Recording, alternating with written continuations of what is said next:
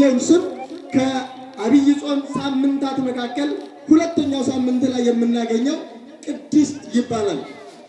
የባለፈው ዘወረደ ነው፣ እሱን ተምራችሁታል። ምንም ማለት አልፈልግም ስለሱ። ዛሬ ግን ቅድስት ይባላል። ቅድስት የሚለውን ስም ለሁለት ነገር ይሰጣል ቤተ ክርስቲያን። አንደኛ ጾሙ ቅድስት ተብላለች። አብይ ጾምን ቅድስት ብለው ጠርተዋታል ሊቃውንተ ቤተ ክርስቲያን። የአብይ ጾምን ስሞች የሰየመው ሳምንታቱን የሰየመው የቤተ ክርስቲያናችን ባሕረ ጥበባት ተብሎ የሚጠራው ቅዱስ ያሬድ ነው። የመላእክቱን ዜማ ከሰማይ ካርያም አምጥቶ እኛ እንድንዘምረው ሰማያዊ ኑሯችንን እዚህ ምድር ላይ እንድንለማመድ ካደረገን በኋላ ከመላእክት ጋር ህብረት እንዲኖረን እዚህ በስጋዊ ዓለም እያለን ከመላእክቱ ጋር ህብረት እንዲኖረን ለማድረግ እግዚአብሔር ቅዱስ ያሬድን ሰጥቶ በሰማይ ያሉ ቅዱሳን መላእክት የሚዘምሩትን ዝማሬ እኛ እንድንዘምረው ካደረገ በኋላ ሳምንታቱን ደግሞ ስም ሰጥቷቸዋል። የመጀመሪያውን ዘወረደ ብሎታል። መድኃኔዓለም ኢየሱስ ክርስቶስ ወረደ ካላል በቀረ ጾመ ማለት አንችልም። ጾመ ካላል ደግሞ ተሰቀለ፣ ሞተ፣ ተነሳ ማለት ስለማንችል ዘወረደ በሚለው ጾሙን ጀምሯል ማለት ነው። ሁለተኛውን ሳምንት ግን ቅድስት የሚለው ቅዱስ ያሬድ የወሰደው የቤተ ክርስቲያናችን ሊቅ ከሆነው ኤራቅሊስ የሚባለው ሊቅ ወህየ ሀሎ አርባዓ ጾም ቅድስት ርጢነ ነፍስ ይለዋል። ሃይማኖተ አበው ከሰለስቱ ምዕት መካከል አንዱ የሆነው ብዙ ነገሮች በዚች ቤተ ክርስቲያን አለ ይላል። የመጀመሪያ ሲጀምር በዚህ ስጋውና ደሙ አለ፣ ያለ ዋጋ የምናገኘው ስጋውና ደሙ አለ እያለ እየተረተረ ይሄድና በዚህ ይላል በየት የነፍስ መድኃኒት የሆነው የአርባው ቀን ጾም አለ ይላል ቅዱስ ያሬድ። ከዚያ አምጥቶ ቅድስት የምትለዋን ስያሜ ለቅድስት ጾም ሰጥቷል ማለት ነው። ሁለተኛው ሰንበትን ቅድስት እያለ ይጠራታል። ቀደሳ ወአክበራ ወለዓላ ለዕለተ ሰንበት። እግዚአብሔር ሰንበትን ለያት፣ አከበራት፣ ከፍ ከፍ ማደረጋት ይላል። ለዚህም ነው እሱ አክብሮ እኛን አክብሩ ብሎናል። ሰንበትን እግዚአብሔር አምላካችን አክብሮ ነው። ሳያደርግ አድርጉ ያለን ነገር የለም። ጾሙ ጾሙ ብሎናል፣ ጸልዩ ጸልዩ ብሎናል፣ መጽውቶ መጽውቱ ብሎናል፣ ፍቅርን አሳይቶ ተናቀሩ ብሎናል፣ ሰጥቶ ስጡ ብሎናል። ምን ያላደረገልን ሳያደርግ አድርጉ ያለን ነገር ፈጽሞ የለም። ኦርቶዶክሳውያን እንዳትሸወዱ።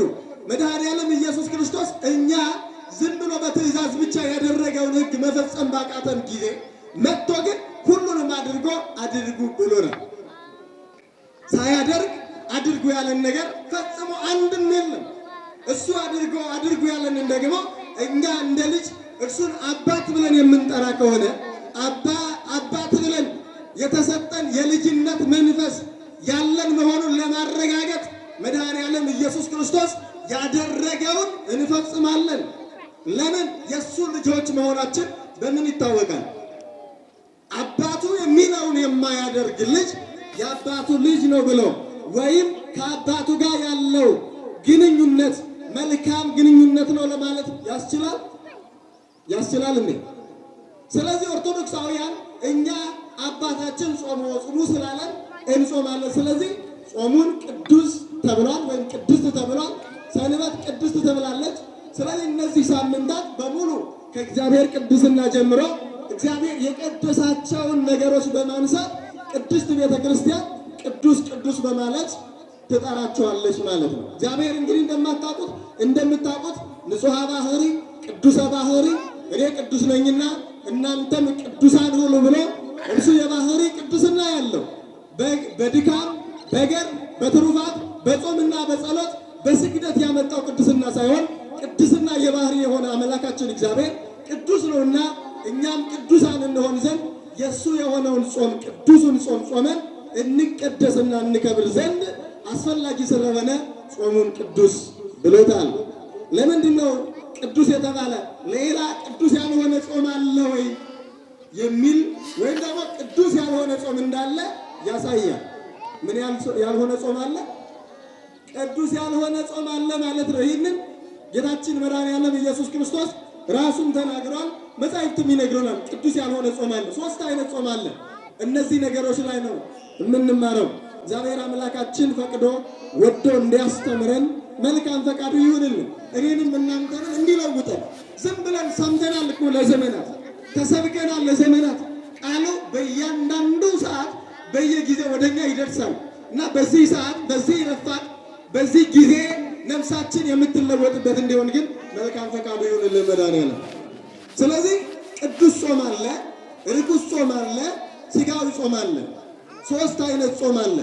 አንደኛው ቅዱስ ጾም ነው። ምን አይነት ጾም? ቅዱስ ጾም። ሁለተኛው ርኩስ ጾም አለ። ምን አይነት ጾም አለ? ርኩስ። ሶስተኛው ደግሞ ሥጋዊ ጾም አለ። ማብራራቱን ርኩስ ከሚጀምረው ልጀምር። ርኩስ የሚባለው ጾም ምን አይነት ነው? በአዋጅ ተነግሮ የሚጾም ነው ወይስ ደግሞ ምን አይነት ነው? ይህንን ጥቂት ነው። እዚህ ላይ ብዙ አንቆይም። የመጀመሪያ ርኩስ የሚባለውን ጾም እንዳለ የሚያሳየን የማቴዎስ ወንጌል ምዕራፍ 5 ቁጥር 6 ላይ ዛሬ ስለ ጽድቅ የሚራቡ ንዑዳን ክቡራን ናቸው ይላል። ስለምን የሚራቡ? ስለምን የሚራቡ? ስለ ጽድቅ የሚራቡ ካሉ ስለ ጽድቅ ሳይሆን የማይራቡ አሉ ማለት ነው። ለጽድቅ ብለው ሳይሆን ለሌላ ነገር የሚራቡ ሰዎች አሉ ማለት ነው። ለምንድን ነው የሚራቡት? ሁለተኛ ትንቢተ ኢሳይያስ 58 ቁጥር 5 ላይ እኔ የምፈልገው ጾም ይህ ነውን ይላል። እኔ የምፈልገው ጾም የማይፈልገው ጾም ነው ማለት ነው። ይጾሙታል ግን አይፈልገውም ማለት ነው። ይህ ጾም ምን ይባላል? እግዚአብሔር የማይፈልገው ከሆነ እግዚአብሔር የማይወደው ከሆነ ርኩስ ነው ማለት ነው። ቅዱስ የሚለው ነገር የተለየ ነው። ለጾሙ ሲሰጥ የተለየ ጾም ማለት ነው። ምን ማለት ነው? የተለየ ጾም ማለት ነው። ስለዚህ እግዚአብሔር የሚወደው የተለየ ጾም አለ። እግዚአብሔር የማይወደው ደግሞ ሌላ ጾም አለ። ያ ጾም እግዚአብሔር ያልፈቀደው ስለሆነ ቅዱስ ሊሆን ስለማይችል ነገሮችን የሚቀድስ እግዚአብሔር ስለሆነ የሚያከብር እግዚአብሔር ስለሆነ የሚባርክ እግዚአብሔር ስለሆነ ርኩስ ይባላል ያ ጾም። ስለዚህ ርኩስ የሚባለው ጾም ምን አይነት ነው? አንደኛ ላሳያችሁ። አይሁድ እንደ ጾሙት ያለ ጾም ነው።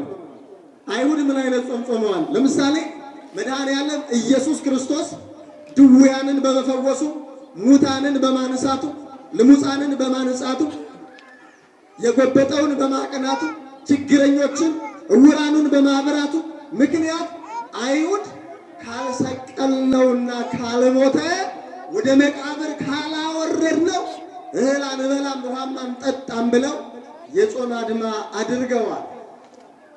ይሄ ርኩስ ይባላል። የምን አድማ አድርገዋል?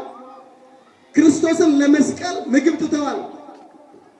ክርስቶስን ለመስቀል፣ ክርስቶስን ለመግረፍ፣ በክርስቶስ ላይ ለማመፅ አድማ አድርገዋል። በእንደዚህ አይነት የሚጾመው ጾም ርኩስ ይባላል። ሁለተኛ ድጋሜ ቅዱስ ጳውሎስ ወንጌልን በመስበኩ ብቻ ቅዱስ ጳውሎስ ወደ እስር ቤት ካልወረደ በቀር እህል አንቀምስም በማለት የጾም አድማ አድርገዋል። እየተሰማችሁ ነው? ግን ሁላችሁም ቁጭ በሉ፣ ባላችሁበት አትንቀሳቀሱ። ቁጭ በሉ። ቅዳሴ ላይ ትንቀሳቀሳላችሁ፣ ኪዳን ላይ ትንቀሳቀሳላችሁ፣ ታምረ ማርያም ላይ ትንቀሳቀሳላችሁ። የነገሮች ሁሉ መሰረት እኮ ወንጌል ነው። ሁሉን የሚያከብር ታምር እንዲሰራ የሚያደርግ ቅዳሴው የተመሰረተው ወንጌል ላይ። ስርዓተ ቤተክርስቲያን በደንብ አድርገን ማወቅ ያስፈልጋል።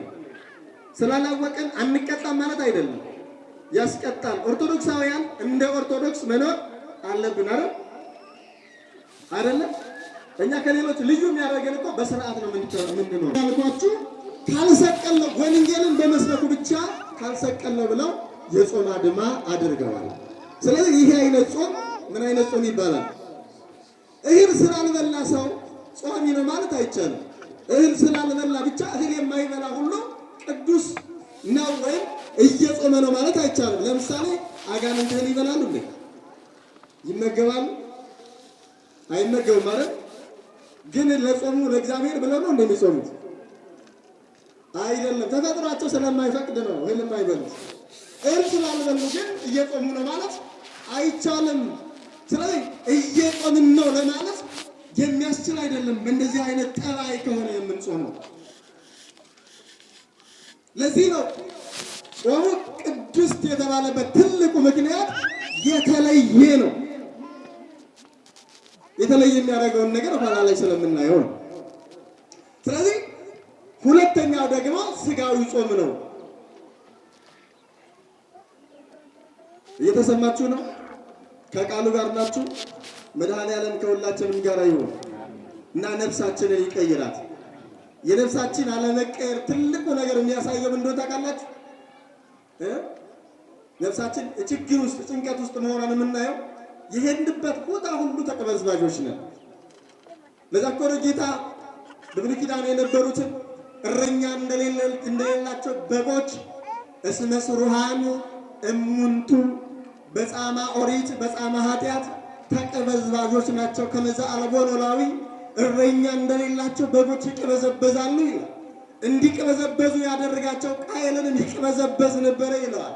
ምንድን ነው ከተባለ ነፍስ ችግር ሲያገኛት ስትያዝ በኃጢአት ተቀበዝባዥ ትሆናለች። እርግጠኛ ሆኜ የሚነግራችሁ ደግሞ ነፍስን ሊያድናት የሚችለው የእግዚአብሔር ቃል ብቻ ነው። ምንም ሌላ መድኃኒት የለም። ለነፍስ ሐኪም ዶክተር ተገኝቶላታል ወይ? ብቸኛው የእግዚአብሔር ቃል ሳይቀድ ገብቶ የሚጠግናት የሚያስተካክላት እሱ ብቻ ነው። ስለዚህ ይህንን ደግሞ በአግባቡ መስማት ያስፈልጋል። ስጋዊ ጾም ማለት ምን ማለት ነው? ይህም በአዋጅ ታዞ ሳይሆን ለምን ተብሎ የሚደረግ ነው። ለምን ተብሎ የሚደረግ ይመስላችኋል? ይህም ሰዎች እግዚአብሔር ዋጋ ይሰጠናል ብለው ስለ ጽድቅ ብለው ሳይሆን ስለ ሕግ እግዚአብሔር ብለው ሳይሆን ትሩፋተ ስጋ ትሩፋተ ነፍስ እናገኝበታለን ብለው ሳይሆን በነፍስም በስጋም እንባረክበታለን እንቀደስበታለን ብለው ሳይሆን ስጋቸውን ለማስተካከል ግዝፈታቸውን ለመቀነስ አብዝተው የበሉትን ነገር ለማጥፋት ሐኪም አዞላቸው ይህንን አትብሉ ተብለው የሚጾሙ ወይም ደግሞ በራሳቸው ተክለ ሰውነታቸው እንዳይበላሽ ይሄ በብዛት የሚታየው ይህንን በብዛት የሚያደርጉ ወንዶች ናቸው ሴቶች? ማንኛቸው ናቸው? አትጠራጠር። ይህ ሰውነት ምንም ብንከባከበው ጊዜውን ጠብቆ ይቀየራል። እኛ እየመሰለን የማይቀየር እየመሰለን ማለት እንንከባከበዋለን። ፊታችንን እንንከባከበዋለን፣ በጊዜው ይቀየራል፣ ይጨማደዳል። ወገባችንን ይጎብጣል በጊዜው፣ እግራችንን በጊዜው ይሸበሸባል። ምንም የማይቀየር ነገር አለ እዚህ ዓለም ላይ? የማይቀየር አለ? የማይቀየር እየመሰለን ብዙ እህቶቻችን ስንት ቁጥር ለመሆን ነው የሚሉት? ስንት ቁጥር?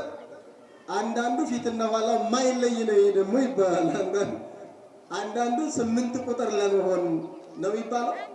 8 ቁጥር እንደሆንን ብንቀጥል ጥሩ ነበረ። እሱ ስለምንድን ነው ያስፈልገው? ለምንድን ነው ያስፈልገው? እሱ ራሱ መሆኑ እንደዚያ መሆኑ ለምን አስፈልገው ነው? ምን ለማድረግ ነው? ማንን ለመሳብ ነው? ደካማ ወንድሟን ለመሳብና ለመጣል?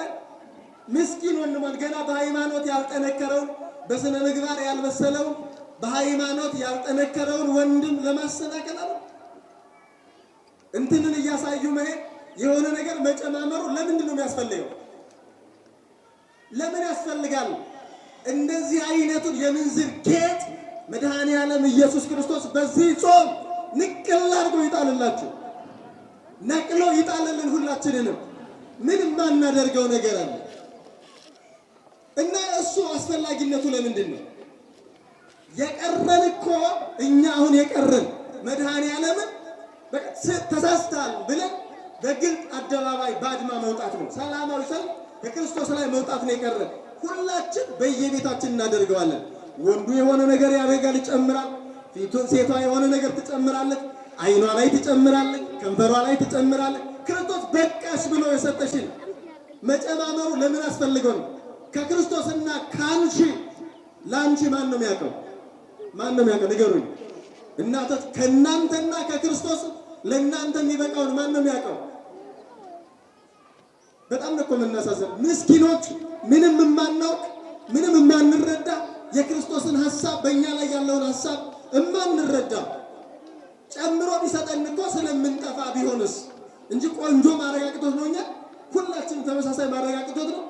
ግን ቢሰጠን በዚያ ነገር እንደምንጠፋ ያውቃል። ለምን? አሁንም እኮ ለመጥፋት ነው እንደዛ የምንሆነው። ከየት? ከሱ ለመለየት አይደለም።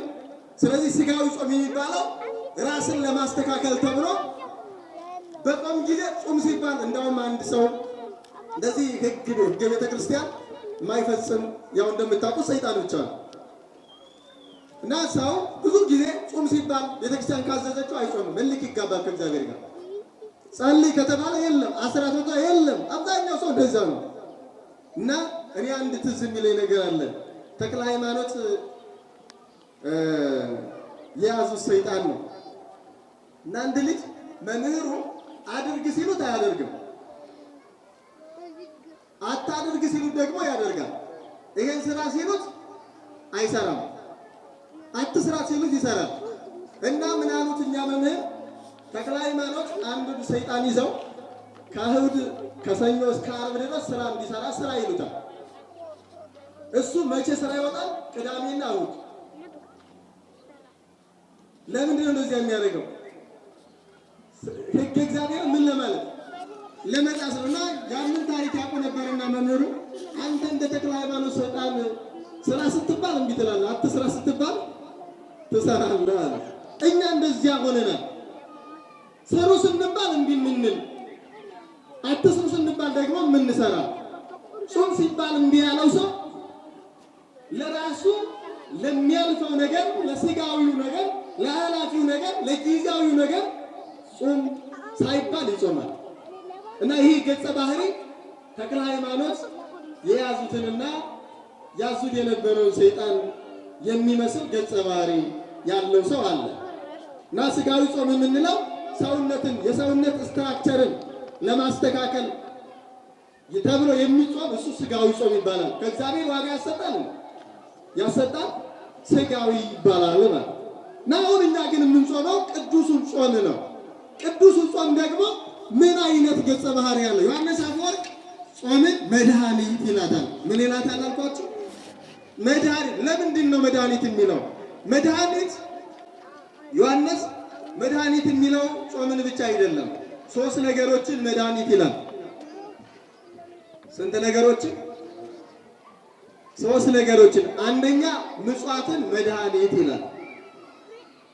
ሁለተኛ ጸሎትን መድኃኒት ይላል። ሶስተኛ ጾምን መድኃኒት ይላቸዋል። ስንት ነገሮች ናቸው? መድኃኒት የሚያስፈልገው ለታመመ ሰው ነው አይደል? ስለዚህ ለዓለም ሁሉ የሚጠቅሙ መድኃኒቶች፣ ለሁሉም የሚሰሩ መድኃኒቶች፣ ሁልጊዜ ኤክስፓየር ዴት የማያደርጉ ሁልጊዜ የሚጠቅሙ ለሁሉም የሚሆኑ መድኃኒቶች 3ቱን መድኃኒቶች ይላቸዋል። እና 3ቱ መድኃኒት እንዴት እንደሚዋጥ ሁላችሁም ታውቃላችሁ። ሰዓት ይወሰንለታል፣ አመጋገብ ይቀየርለታል፣ ስርዓትና ሕግ አለው። እና ያንን መድኃኒት በአግባቡ የዋጠ ሰው በሽታውን ይቋቋምለታል፣ የሚወስደው መድኃኒት። እኛም ምጽዋት የሚባለውን መድኃኒት፣ ጸሎት የሚባለውን መድኃኒት፣ ጾም የሚባለውን መድኃኒት መድኃኔ ዓለም ኢየሱስ ክርስቶስ እንዴት አድርገን ማድረግ እንዳለብን መፈጸም እንዳለብን በነገረን መሰረት ካደረግነው ብንታመም እንፈወሳለን። እያንዳንዱን አሳያቸዋለሁ። ምጽዋት ድውይ ይፈውሳል። ታውቃላችሁ? ይሄን ታውቃላችሁ? የዛሬው ወንጌልም 3 ነገሮችን ያዘው። ምጽዋትን፣ ጸሎትንና ጾምን 3ቱንም ይዟል።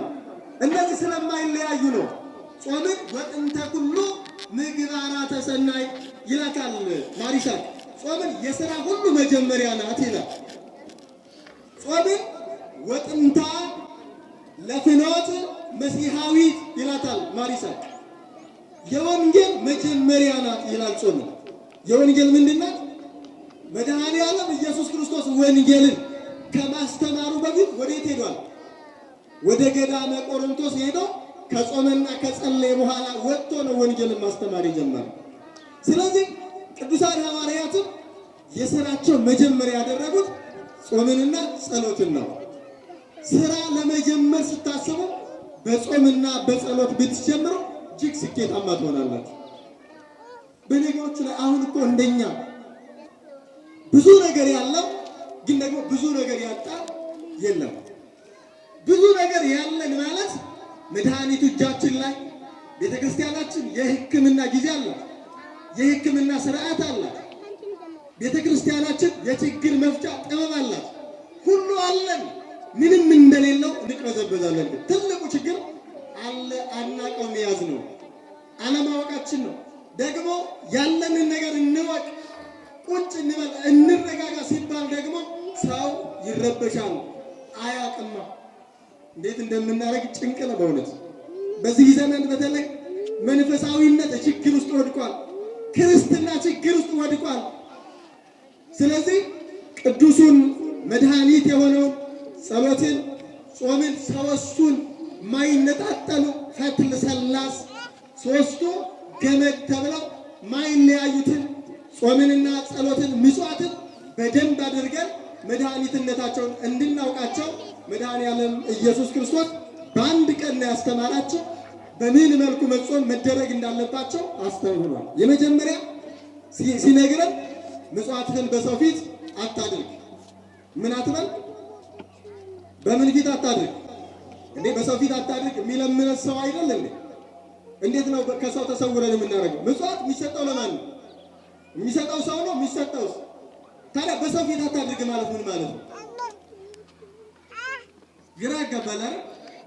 ሰው እንዲያይልኝ ብለህ ማለት ነው ማለት ሰው እንዲያይልኝ፣ ሰው እንዲያደንቀኝ ብለህ፣ ሰው እንዲያከብረኝ፣ እንዲያወድሰኝ፣ አቦ አቦ እንዲለኝ ብለህ ለከንቱ ውዳሴ ብለህ፣ ለጊዜያዊ ብለህ፣ ለዝና ብለህ አታድርገው ማለት ነው።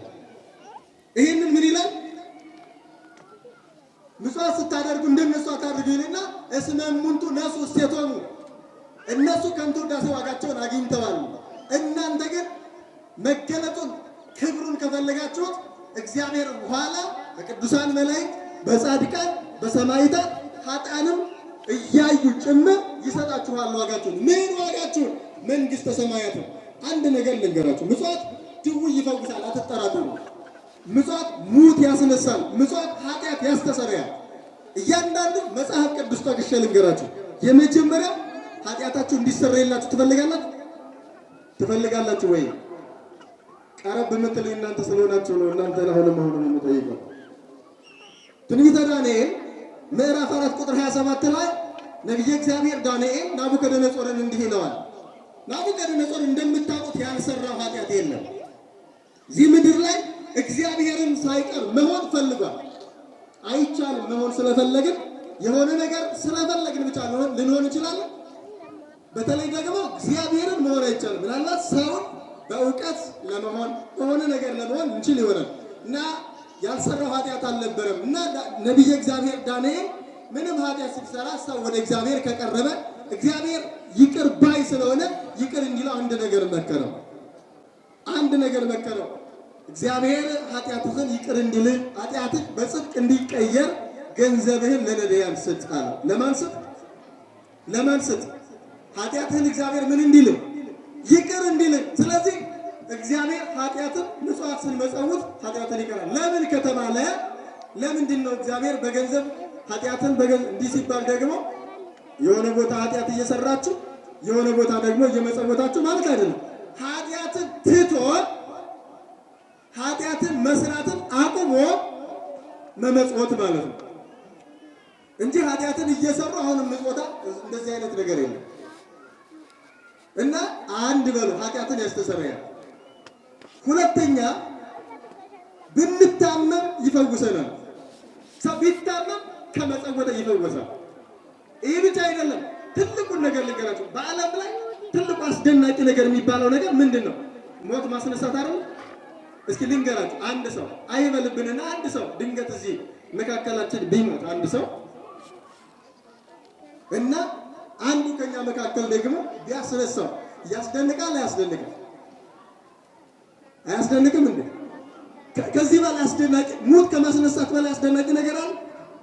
የለም አይደል? በጣም ጥሩ። ምጽዋት ሞት ማስነሳት ይችላል። ስትመጸውቱ ምናልባት ያለ ጊዜው ሞት እንዳያገኛችሁ ማድረግ ትችላላችሁ። ብትሞቱ መነሳት ትችላላችሁ።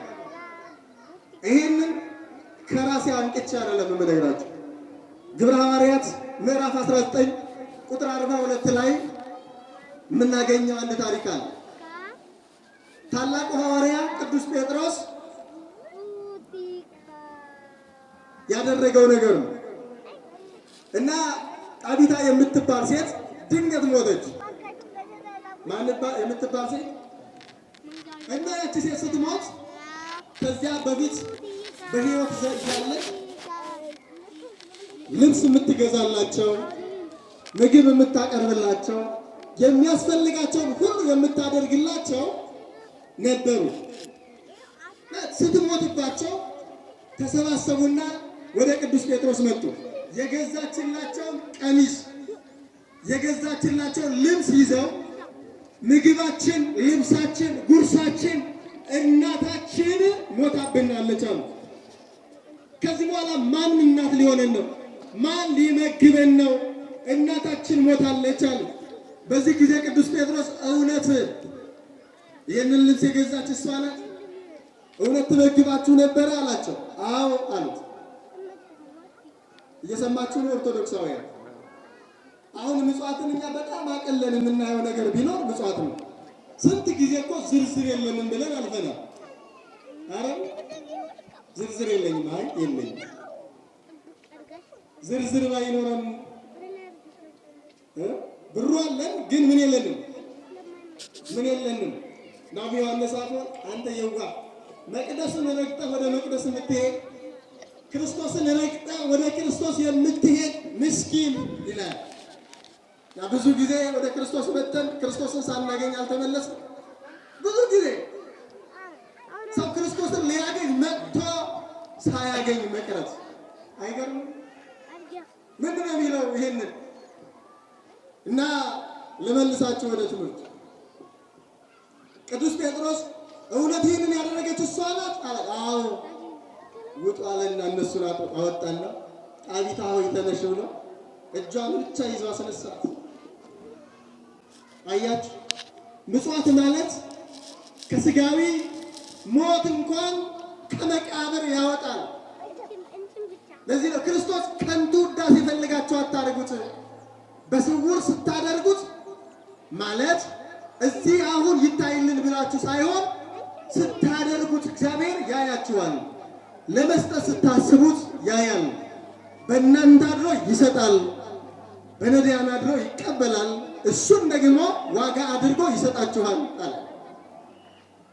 ስለዚህ አስነሳት። አስቡ፣ ስንመጸውት ባሕረ እሳትን ያሻገረናል፣ ከሞተ ነፍስ ያድነናል፣ ከሞተ ስጋም ይታደገናል። ስለዚህ አንዱ መድኃኒት ለስጋ መድኃኒታችን ምጽዋት መድኃኒታችን ነው። ሁለተኛው እንደምታውቁት ጸሎት መድኃኒት ነው። ይፈውሳል፣ ያድናል፣ ከጭንቀት ይገላግላል፣ ከሞት ያስነሳል። ጸሎት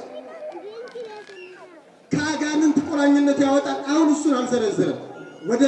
ወደ ጾሙ ልምጣላችሁ። ጾም ማለት የተቀደሰው ጾም እንዴት እንደሚጾም ቅድም መድኃኒት የተባለበትን ትልቁን ነገር መድኃኔዓለም እንዲህ ብሏል። ወሶበ ትጸውሙ ይትኩኑ ከመ መደልዋን፣ እንደ ስትጾሙ እንደ ግብዞች አትሁኑ ይላል። እንደ ምኖች አትሁኑ? እንደ ግብዞች። እነርሱ ፊታቸውን አጠውልገው መልካቸውን ለውጠው ግንባራቸውን አጨማደው ሰው እንዲያውቅላቸው ያደርጋሉ አለ። ሰው እንዲያውቅላቸው። ማን እንዲያውቅላቸው? እግዚአብሔር እንዲያውቅላቸው አይደለም፣ ሰው እንዲያውቅላቸው። እንዲህ ያለ መድኃኒዓለም እውነት እላቸዋለሁ እነሱ ዋጋቸውን አግኝተዋል አለ። ምንድነው ዋጋቸው? ከንቱ ውዳሴ። ገሌማ ይጾማል፣ ገሊትማ ጿሚ ናት፣ እነሱማ መጽዋች ናቸው፣ እነሱማ ጸሎተኞች ናቸው፣ ጸዋሚያን ናቸው ተብሎ ሰዎች ካደነቁን ከንቱ ነው። እንደውም ዮሐንስ አፈወርቅ እንዲህ ይላል፣ ወዳጄ እኔ ባደንቅ ሟች ፈራሽ አፈሩ እኔ ባደንቅ ምን ይጠቅማል? ምንድነው የሚጠቅምህ? እኔ ባደንቅ እኔ እኮ ሟች ነኝ። ለዘላለም የሚኖረው እግዚአብሔር ቢያመሰግን አይሻልህም ወይ ይላል። ማን ቢያመሰግነን ይሻለናል? ማን ቢያመሰግነን?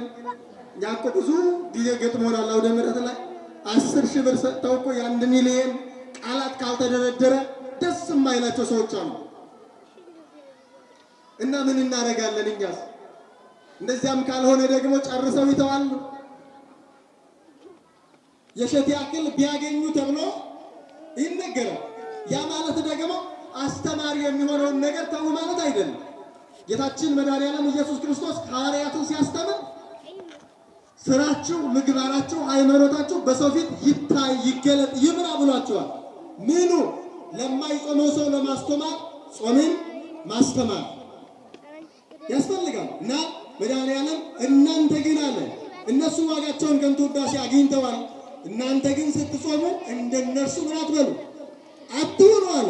ለምን ከተባለ እነርሱ የሚጾሙት ከማይጾሙት ጋር ራሳቸውን ያነጻጽራሉ።